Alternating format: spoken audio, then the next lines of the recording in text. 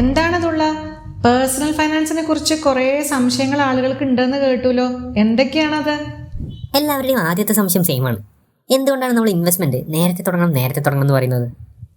പണത്തിനേക്കാൾ വിലപ്പെട്ടതാണ് സമയം. ഞാനൊരു ഉദാഹരണം പറയട്ടെ. നമുക്ക് ഇപ്പോൾ ഒരു നല്ലൊരു ഇൻവെസ്റ്റ്മെൻറ്റ് ഓപ്ഷനാണ് മ്യൂച്വൽ ഫണ്ട് SIP. നമുക്ക് ഒരു 60 വയസ്സാവുമ്പോൾ എനിക്കൊരു 1 കോടി രൂപ വേണം. അപ്പോൾ ഞാനത് 50ാമത്തെ വയസ്സിലാണ് മന്ത്ലി ഒരു SIP ചെയ്യാൻ തുടങ്ങുന്നതെന്ന് വിചാരിക്കൂ. എനിക്ക് 43,000 രൂപ മാസം ഇൻവെസ്റ്റ് ചെയ്താലേ എനിക്ക് അവിടെ എത്താൻ പറ്റുള്ളൂ.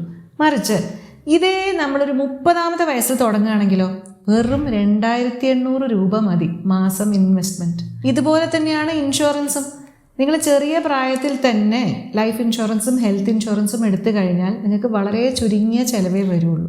അതുകൊണ്ട് നേരത്തെ തന്നെ ഇൻവെസ്റ്റ്മെൻറ്റും ഇൻഷുറൻസും തുടങ്ങിയാൽ ഒരു സ്ട്രെയിൻ ഇല്ലാതെ നിങ്ങൾക്ക് നിങ്ങളുടെ ഗോൾസിലേക്ക് എത്തിച്ചേരാൻ സുഖമായിട്ട് സാധിക്കും. ഇപ്പം മനസ്സിലായോ തുള്ള? ഇനി എന്തെങ്കിലും സംശയം ഉണ്ടെങ്കിൽ ആ കമൻസിലൊന്ന് ചോദിച്ചോളൂ.